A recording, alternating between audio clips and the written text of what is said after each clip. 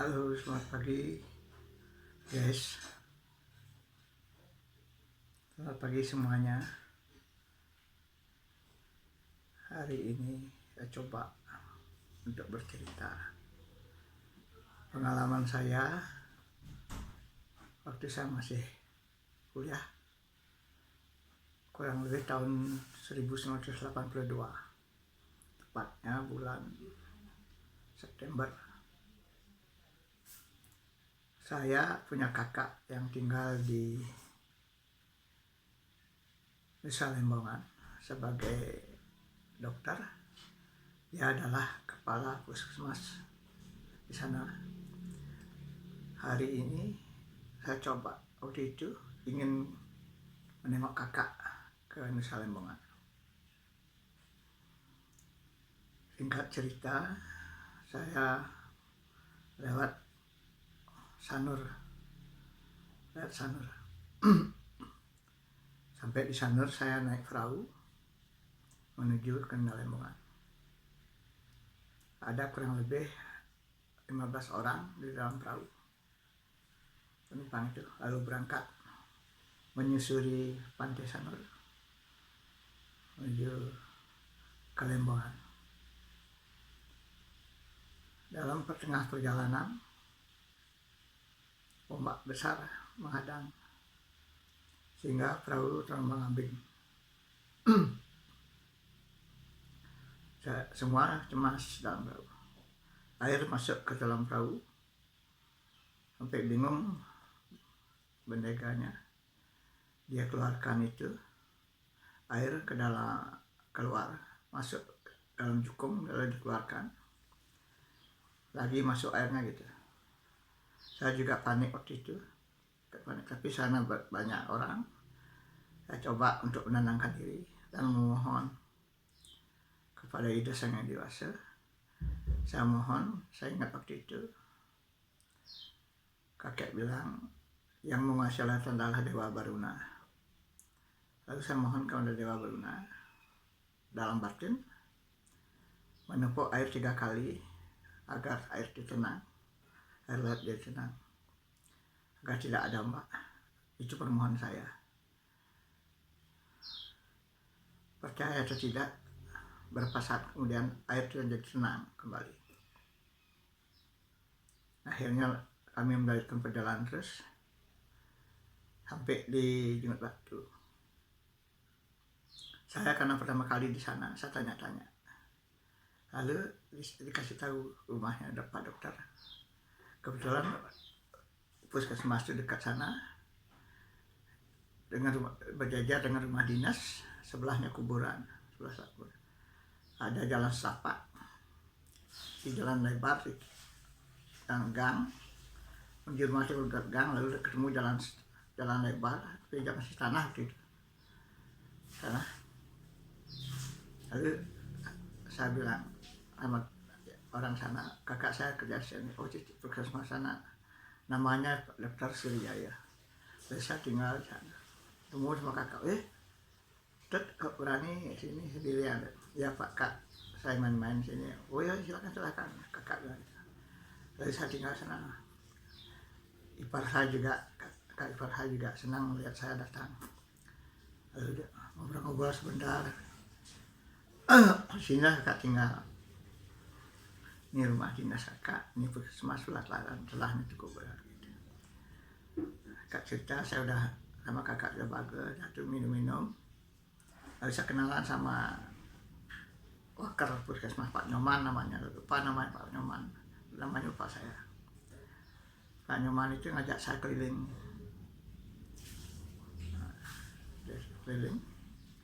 Di sana itu, di Lembang zaman tahun itu, ada tempat istilah Tegalan ya. Tegalan itu ada ada kuburan, Tegalan orang pribadi, ada kuburan desa lain, tapi ada beberapa Tegalan orang itu ada kuburannya.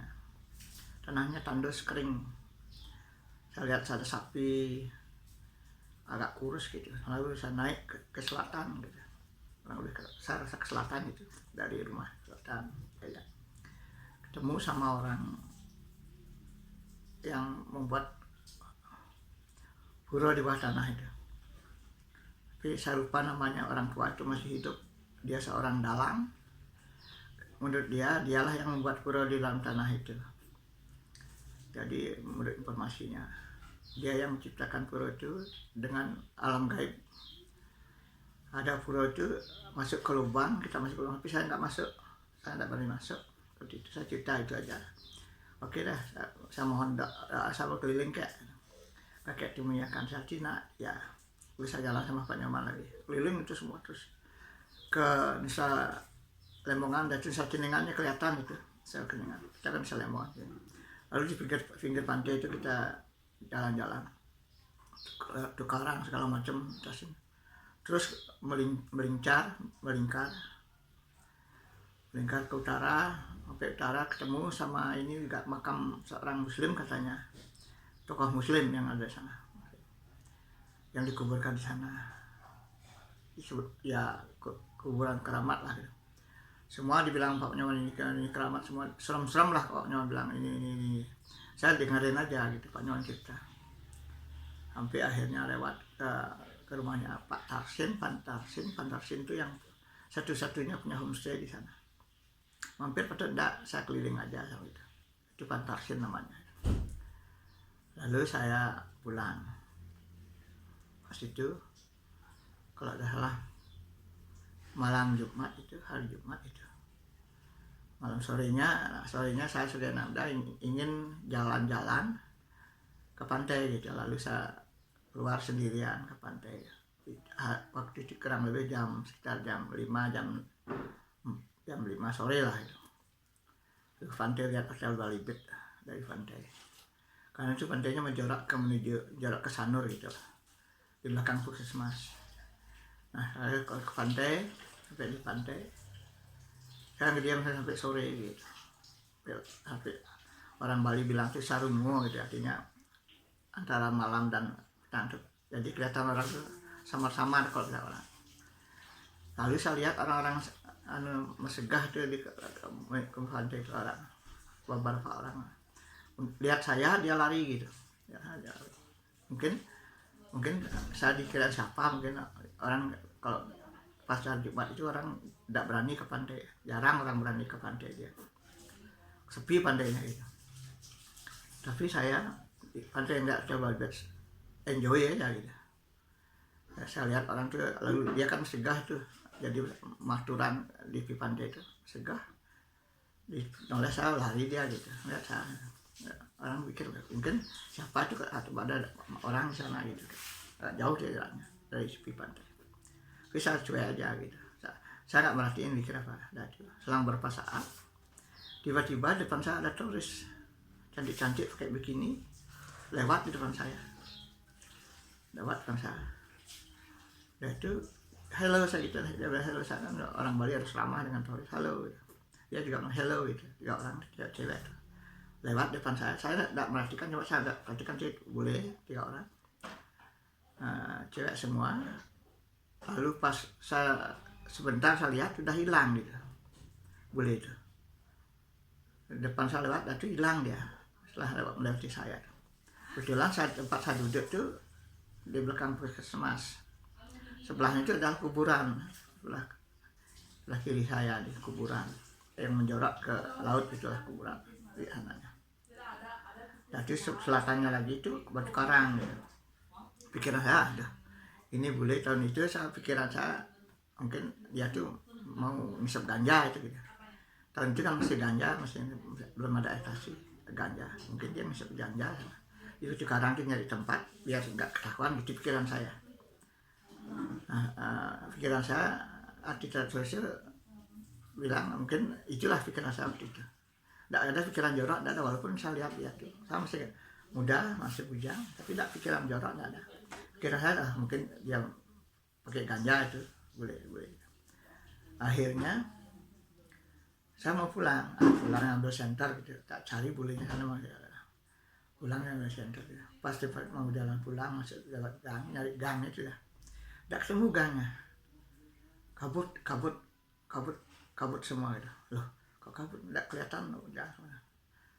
Saya udah mulai panik, ada apa nih kok cuman Lalu saya lari ya. Nggak lari saya, tapi lari di tempat. Nggak nyampe gitu. Nggak nyampe gang itu. Mau nyari gang, nggak ketemu. Akhirnya saya mohon dari Tuhan. Lalu kebetulan saya juga ya tahu beberapa mantra. Saya kasih mantra itu. Lalu saya tembakkan gitu ke depan. Lalu saya tembak ke depan.